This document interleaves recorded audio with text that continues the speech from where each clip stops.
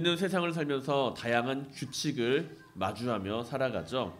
이 규칙이라는 것은요, 세상을 살아가는 데 있어서 반드시 필요한 겁니다.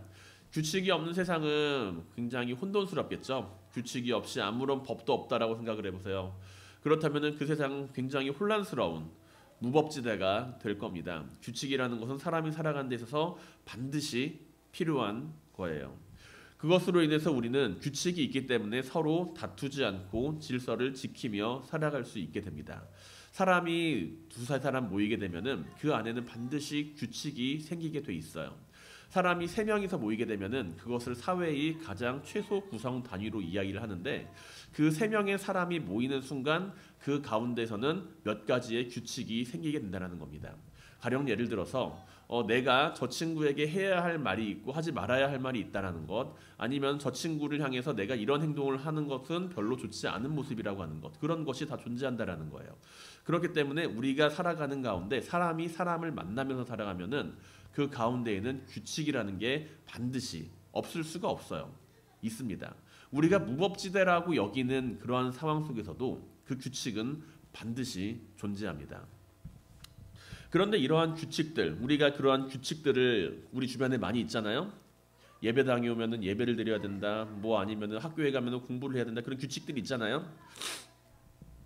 그런데 이러한 규칙들을 보게 되면은 이것들을 우리는 이러한 규칙을 도덕 아니면은 윤리 아니면은 법 이런 것으로 이야기를 할 수가 있어요. 이런 것들은 다 규칙이라고 하는 거대한 틀 안에서 세분화되어 있는 모습이라는 거죠.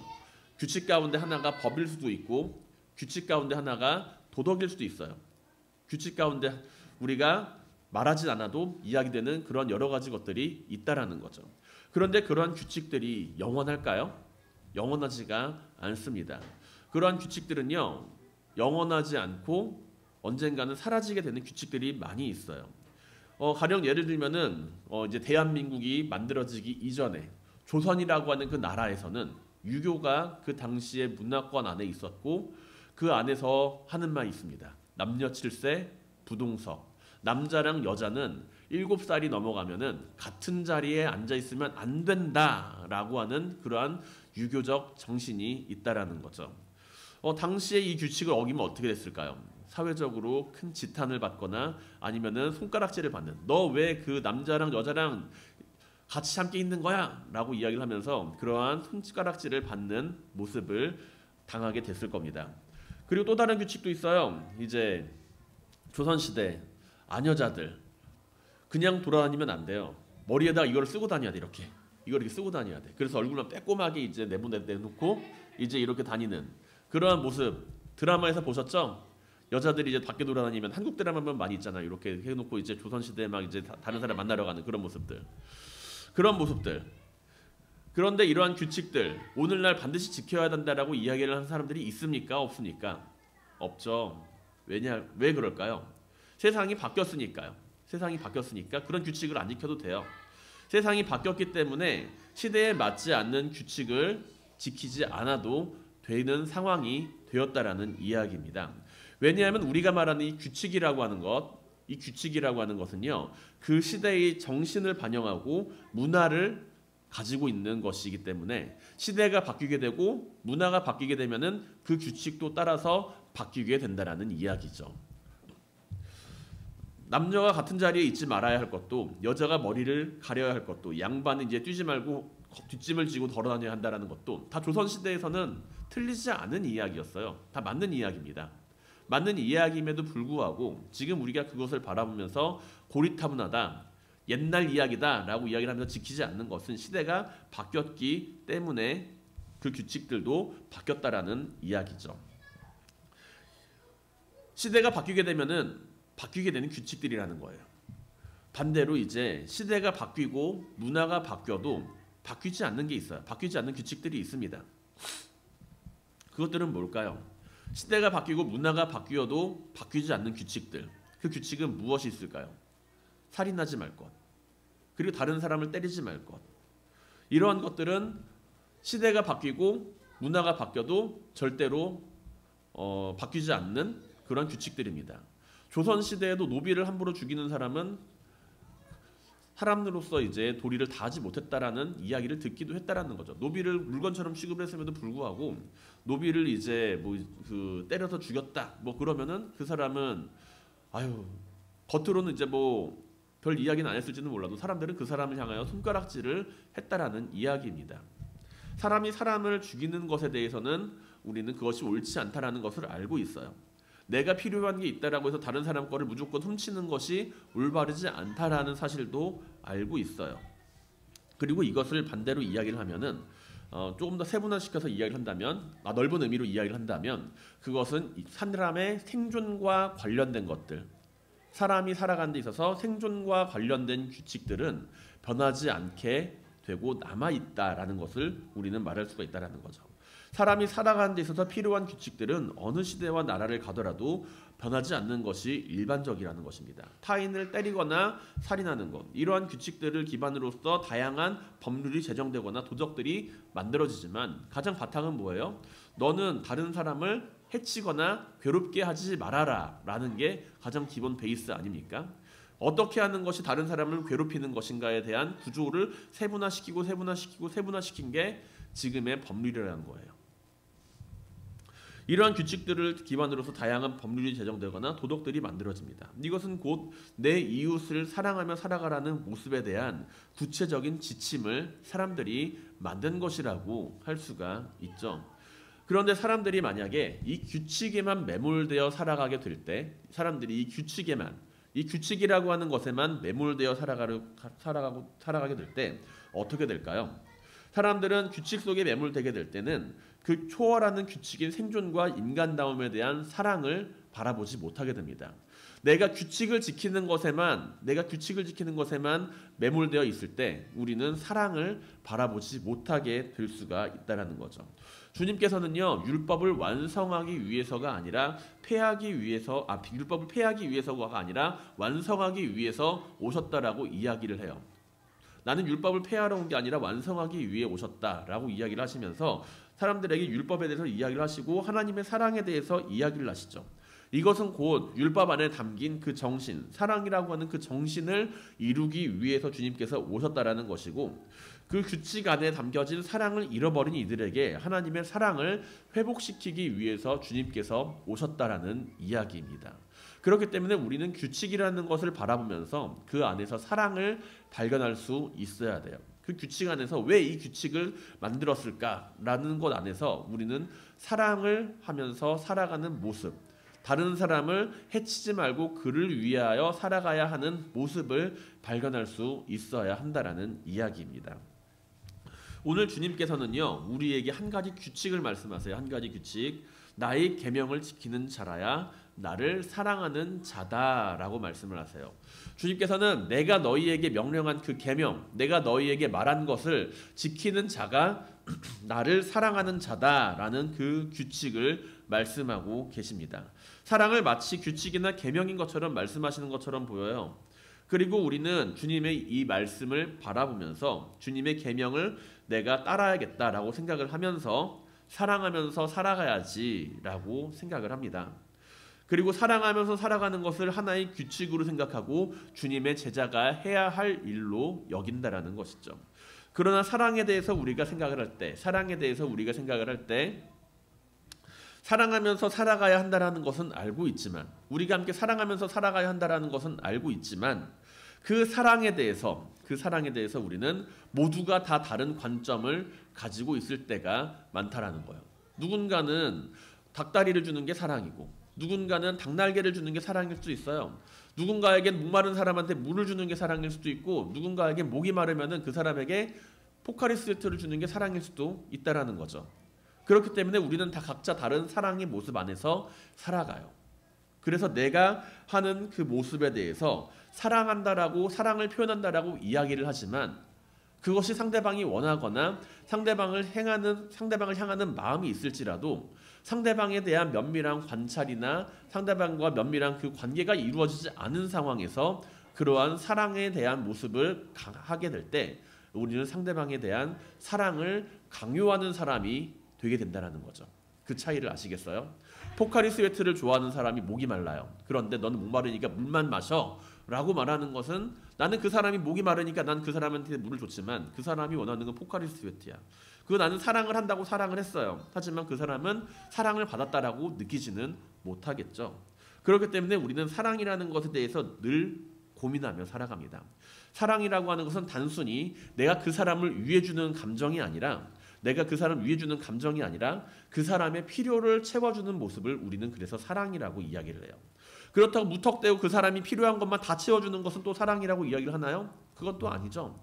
이 사람이 포카리스웨트를 좋아한다라고 해서 맨날 그냥 주구장창 포카리스웨트만 갖다 주는 거는 사랑이 아니에요. 왜냐하면 사람은 포카리스웨트만 먹고는 살 수가 없으니까요. 물을 마셔야 살지. 그래서 주님께서는 우리에게 말씀하십니다. 내가 너희를 사랑한 것 같이 너희도 서로 사랑하라고요. 그 사랑에 대한 방향성을 제시해 준다는 거예요. 나의 계명을 지키는 자라야 나를 사랑하는 자다라고 하는 그 말씀 안에서 우리는 사랑에 대한 계명이 아니라 사랑에 대한 방향성을 찾을 수가 있다라는 이야기입니다. 우리가 가지는 사랑의 방향성은 개인적인 모습에서 발휘되는 사랑이 아니라 주님의 모습을 따라가며 마주하게 되는 사랑이 되어야 한다는 것이죠. 그리고 그때 우리는 주님께서 함께 하심을 경험하게 된다라는 이야기입니다. 주님께서는 사랑에 대해서 말씀하시면서 어떻게 그 사랑을 이야기하시나요? 너희는 서로 사랑하라고 이야기를 하시면서 주님께서는 단순히 감정이나 도덕적인 가치를 내세우면서 사랑은 도덕적인 가치를 지니고 있어. 사랑은 이러한 감정이야 라고 이야기를 하시면서 그것을 따르라고 이야기를 하지 않으세요. 주님께서 말씀하시는 그 사랑은요, 감정이나 도덕적 가치로 우리가 생각을 할 때가 많이 있지만 예수님의 사랑에 대해서 내가 바라보면서 그것을 감정적이거나 도덕적인 가치로 생각을 할 때가 있지만 그것이 아니라 주님께서 보여주신 삶을 이야기를 한다는 것입니다. 주님의 사랑은요, 감정이나 그런 차원이 아니라 주님께서 보여준 그 삶에 있다라는 거예요. 사랑은 주님께서 보여주신 삶을 그렇게 살아가는 모습이 되어야 한다는 것이죠. 우리는 그것을 삶이라고 이야기를 합니다. 주님께서는 우리에게 어떠한 모습을 보여주셨습니까? 가늠한 여인을 향하여서 돌로 치려는 사람, 그 사람에게 향하여서 죄 없는 자가 먼저 너희가 돌로 쳐라 라고 이야기를 하세요. 가늠한 여인이 주님 앞에 끌려와요. 사람들은 주님한테 물어봅니다. 주님, 이 잘못한 이 여인을 어떻게 해야 되겠습니까? 하면 손에는 돌을 들고 있어요. 이 돌을 들고서 이 사람을 이제 때려 죽여야 되니까. 가늠한 여인은 그 당시에는 때려 죽이는 게 법이었거든요. 율법이었거든요. 그게 마땅히 해야 할 일이었습니다.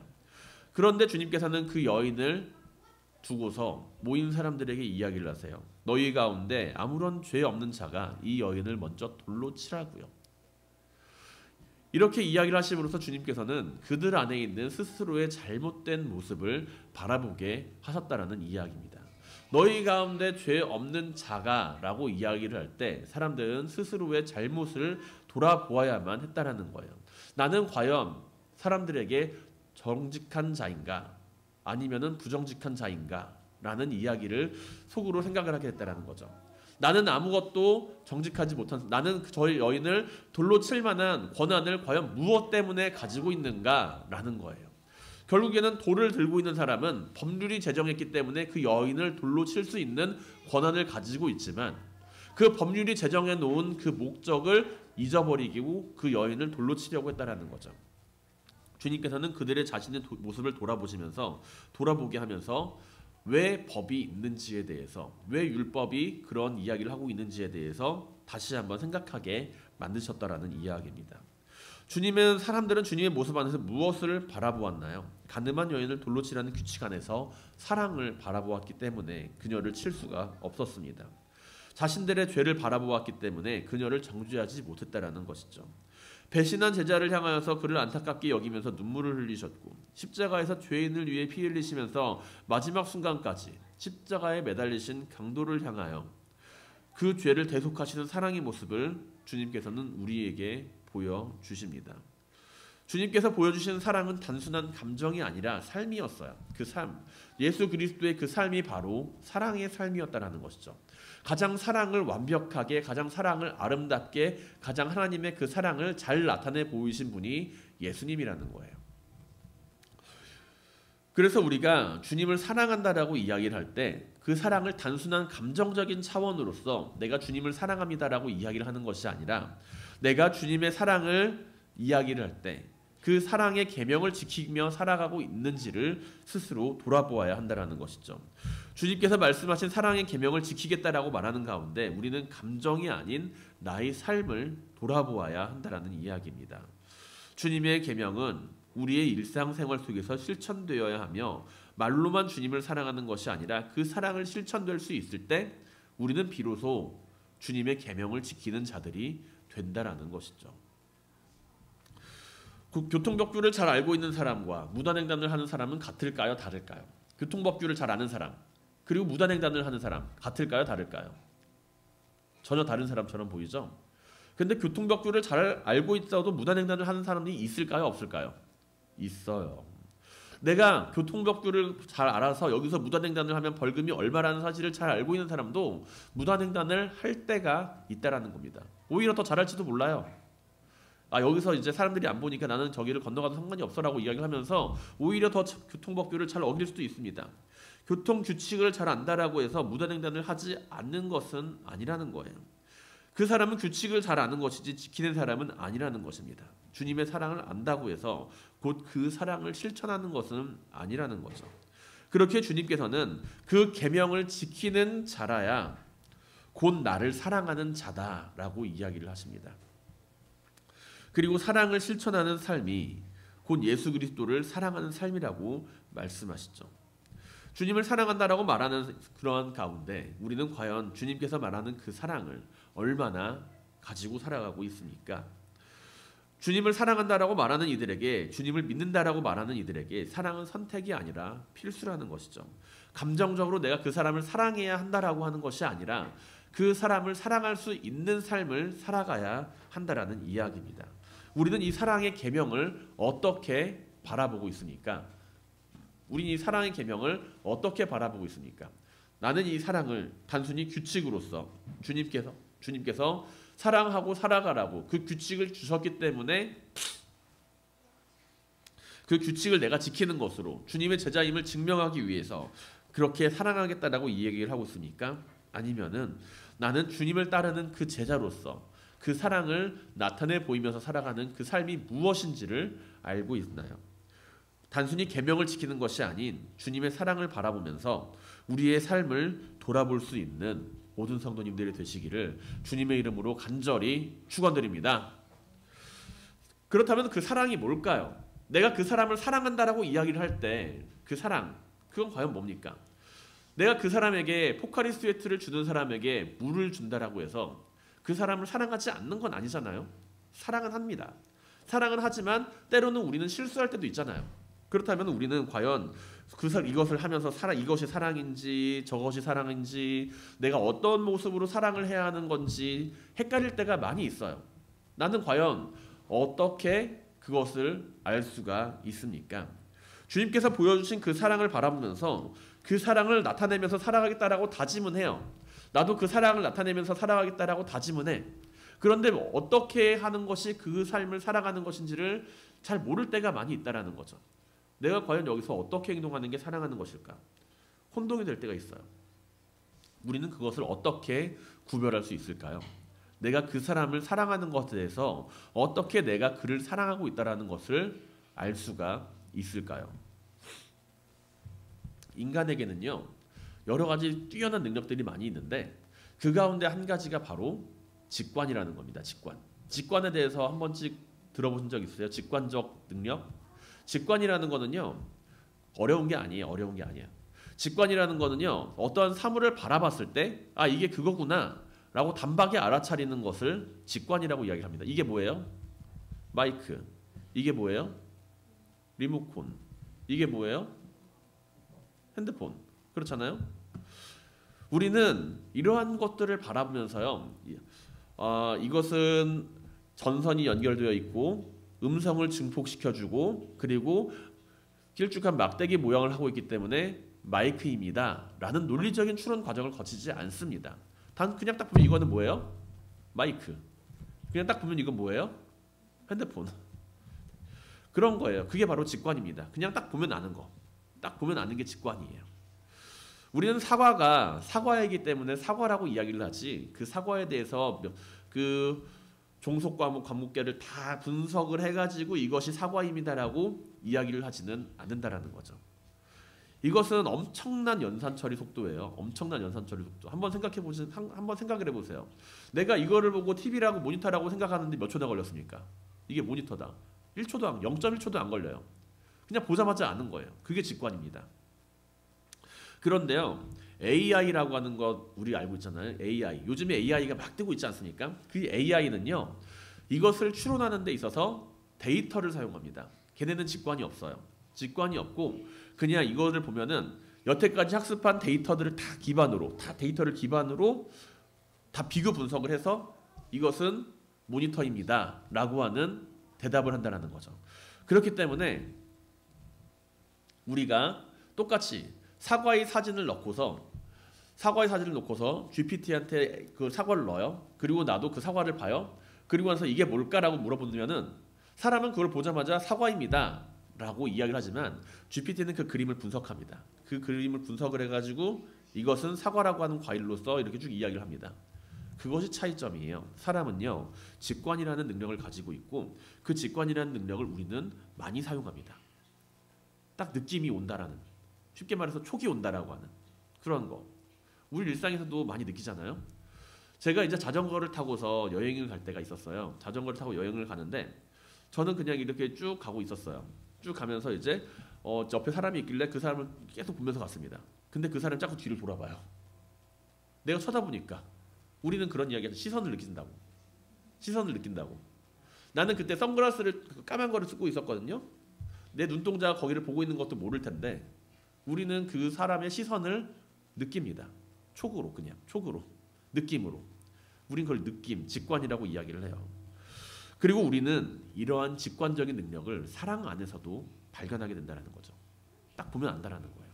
그 사람이 나를 사랑하는지 사랑하지 않는지, 그 사람이 나를 사랑하는지 사랑하지 않는지 딱 보면 뭔가 느낌이라는 게 온다라는 거죠. 우리는 그것을 경험합니다. 그걸 경험해요. 일상생활 속에서 우리는 그 사랑에 대한 직관을 늘 경험하면서 살아갑니다. 내가 저 사람과 이야기를 할 때 저 사람이 나를 하하호호호 이야기를 하는데 정말로 오늘 헤어스타일 참 멋있고요. 오늘 참 뭔가 옷도 잘 입으셨고 너무나도 멋있어요. 그렇게 이야기를 할 때 그 사람이 나를 사랑해서 하는 이야기인지 그냥 아부를 떨려고 하는 말인지 대충 보면은 견적이 나오잖아요. 오랫동안 경험해본 사람이면 사람일수록 그것에 대한 더 많은 것을 알고 있다라고 하는 사람일수록 물론 그 사람이 뭐 작심하고서 그 마음을 감추고자 막 이제 막 여러 가지 컨트롤을 하면서 이야기를 하면은 그것을 파악하기 좀 어려울 수도 있지만 일반적인 상황에서는 우리는 그것을 다 눈치챈다라는 거죠. 내가 저 사람을 사랑하는지 사랑하지 않는지 그 사람은 다 느낀다라는 거예요.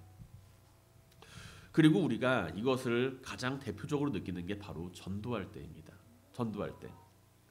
누군가에게 전도를 할 때 우리는 그것을 거부하는 사람들을 마주할 때가 있어요. 그 사람들이 느끼는 감정에 대해서 우리도 똑같이 느낍니다. 전단지를 받을 때 우리 똑같이 느끼잖아요. 저 사람이 나를 전도하려고 하는구나 라는 감정과 나를 사랑하는구나 라고 하는 감정은 분명히 다른 감정이에요. 우리는 사랑이 아닌 전도가 목적이 되었을 때 그것에 대한 거부감을 느끼게 된다는 것이죠. 사랑하기 때문에 복음을 전하는 것이지 복음을 전하기 위해서 사랑하는 척을 하는 건 아니잖아요. 우리가 그것을 만약에 내가 전도하기 위해서 사랑을 도구로 사용한다고 한다면 그 사람들을 사랑한다라고 이야기를 할 수 있을까요?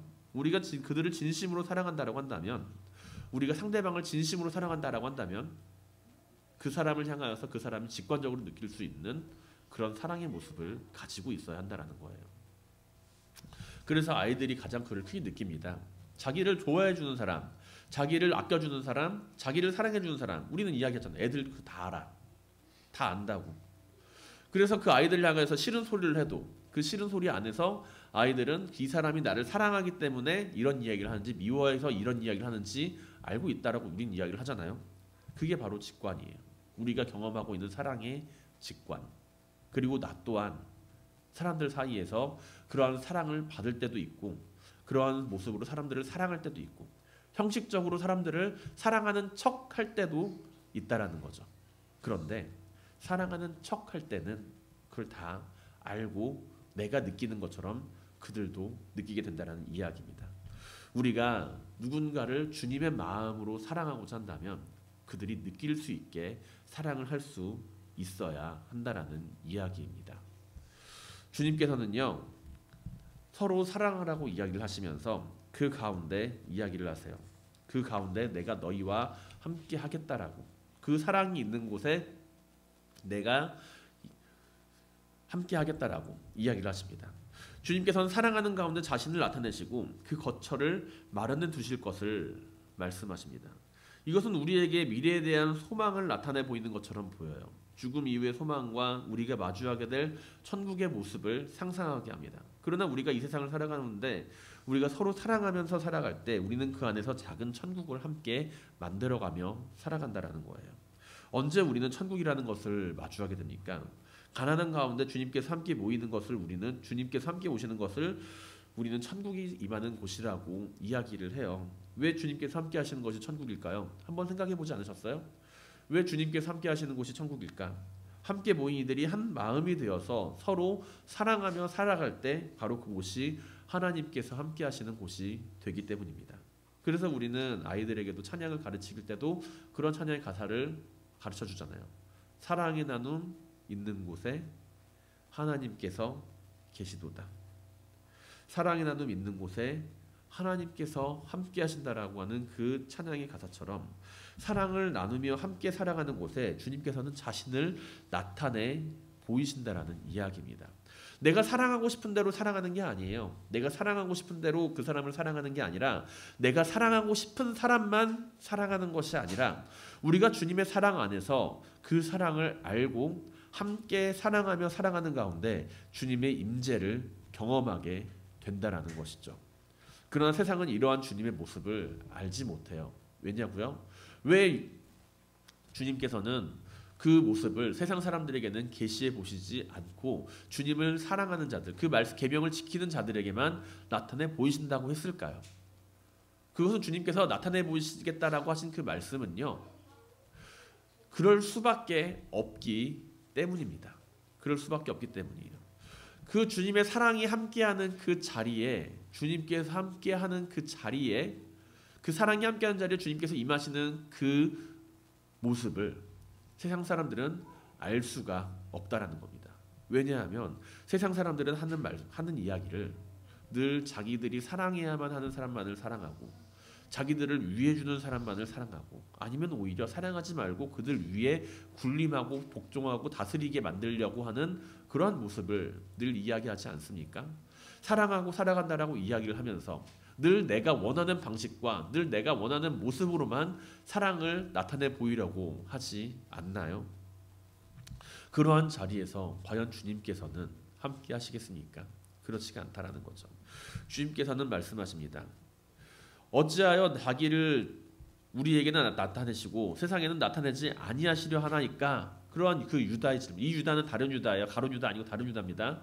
다른 유다가 어찌하여 자기를 우리에게는 나타내시고 세상에는 나타내지 않으려 하시나이까? 라고 하는 그 질문에 대해서 주님께서는 그래서 말씀하시는 거예요. 사람이 나를 사랑하면 내 말을 지키리니 내 아버지께서 그를 사랑하실 것이요 우리가 그에게 가서 거처를 그와 함께 하리라 라고요.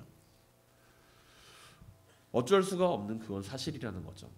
이기적인 마음이 가득한 곳, 사랑보다는 미움이 가득한 곳, 그리고 무언가를 이용하려고 하는 사람들이 가득한 그곳에 주님께서는 결코 계실 수가 없다라는 이야기입니다.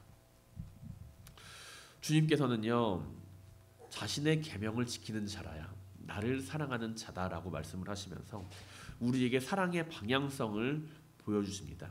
그 사랑의 직관을 나타내 보이십니다. 우리는 예수님에 대해서 이야기를 할 때 예수 그리스도에 대한 사람을 내가 이야기를 할 때 하나님의 아들로서 오신 이 세상에 오신 주님의 그 모습을 이야기를 할 때 그 누구보다도 가장 완벽하고 아름답고 온전한 사랑을 나타내 보이신 분이라는 것을 알게 돼요. 우리가 주님을 바라보면서 그 사랑을 바라볼 때 내가 언제나 나의 능력과 나의 인간적인 사랑만을 외치는 것이 아니라 우리가 함께 서로 주님의 마음으로 사랑하면서 살아갈 때 그 안에서 주님의 임재를 함께 경험할 수 있게 되기를 주님의 이름으로 간절히 축원드립니다. 하나님은 어디 계실까요? 하나님은 어디 계실까요? 바로 여기 계십니다. 하나님께서는 바로 우리가 사랑하는 이 자리에 함께 하십니다. 주님께서는 왜 규칙을 말씀하시고 서로 사랑하라고 말씀하셨을까요? 규칙 안에 담긴 사랑의 메시지를 실천하게 만들기 위하여서 사랑을 말씀하십니다. 그러나 우리는 그 규칙에 매여서 살아가는 것이 아니라 삶의 본질을 마주하며 살아가야만 합니다. 사랑은 주님께서 제자들에게 주신 명령이자 규칙이지만 내가 그 규칙에만 머무르는 것이 아니라 그 규칙 안에서 사랑의 본질을 발견할 수 있어야 한다는 것이죠. 규칙이 아닌 본질의 회복이 바로 사랑에 대한 말씀이기 때문입니다. 하나님은요, 우리가 서로 사랑하며 살아가기를 원하십니다. 그렇기에 주님을 보내셨고 그 사랑을 우리에게 나타내 보였으며 그를 믿는 자, 곧 그 뜻대로 행하는 자에게 구원을 약속하십니다. 이 세상에는요, 많은 규칙들이 있어요. 그 규칙 속에서 우리는 이익을 찾고 남들보다 더욱 잘 살고 높은 자리에 위치할 것을 바라봅니다. 그러나 이 세상의 규칙들을 우리는 올바르게 바라봐야 돼요. 그 규칙들이 존재하는 이유는요, 보다 더 많은 사랑을 하며 살아갈 수 있게 하기 위하여서 존재하는 규칙들이라는 거죠. 사랑이 없는 세상에서 사람은 그 생존을 보장받을 수가 있을까요? 사랑이 없는 세상 속에서 우리는 살아갈 수가 있을까요? 오늘날 이 시대를 바라보면서 많은 사람들 가운데 사랑이 부족하다라고 저는 생각을 합니다. 젊은 사람들 가운데 결혼을 하지 않고 살아가겠다라고 선언하는 사람들 가운데, 아이를 낳지 않겠다라고 이야기를 하는 사람들 가운데, 너무나도 살기 힘들고 팍팍하다라고 이야기를 하는 사람들 가운데 저는 그들의 삶을 부정하거나 너가 좀 더 노력하면 돼 라고 이야기를 하지는 않습니다. 분명히 지금은 살기 어려운 시대는 맞아요. 그러나 살기 어려운 시대라고 해서 우리가 그 가운데 사랑하지 못하고 살아갈 이유는 되지 않는다고 저는 말씀드리고 싶습니다. 사랑은요, 그 어느 때라도 존재할 수 있는 것이고 절대로 변하지 않는 규칙이며, 그리고 우리가 이 세상을 살아갈 때 인간이 인간답게 살아갈 수 있는 것은 그 안에 사랑이 있기 때문입니다. 우리가 그 사랑을 왜곡하거나 곡해하거나 내 마음대로 이야기하는 그런 사랑이 아니라 하나님께서 사람을 창조하시고 사랑하시는 그 사랑의 마음을 받아서 우리가 이 세상을 함께 사랑하며 살아갈 수 있길 바랍니다. 그 사랑은요, 인간적인 마음으로서 이룰 수 있는 사랑이 아니라 원수조차 사랑할 수 있는 마음이라는 것이죠. 그 마음은 내가 사랑하고 싶다라고 할 때 가질 수 있는 마음이 결코 아닙니다. 우리가 주님의 사랑을 느끼고 그 사랑 안에서 살아갈 때, 그 사랑 안에서 내가 주님을 바라보면서 우리의 믿음의 고백이 곧 사랑의 실천으로 나타날 때 마주하게 될 수 있는 모습이라는 것이죠. 우리에게 있어서 사랑은 규칙이 아닙니다. 사랑은 삶입니다. 우리가 함께 사랑하며 살아가는 그 자리에 우리 모든 성도님들이 주님의 얼굴을 함께 마주할 수 있기를 바랍니다. 언제나 주님의 사랑 안에서 주님과 함께 동행하며 그 사랑의 나눔을 함께 이루며 살아가는 모든 성도님들이 되시기를 주님의 이름으로 간절히 축원드립니다.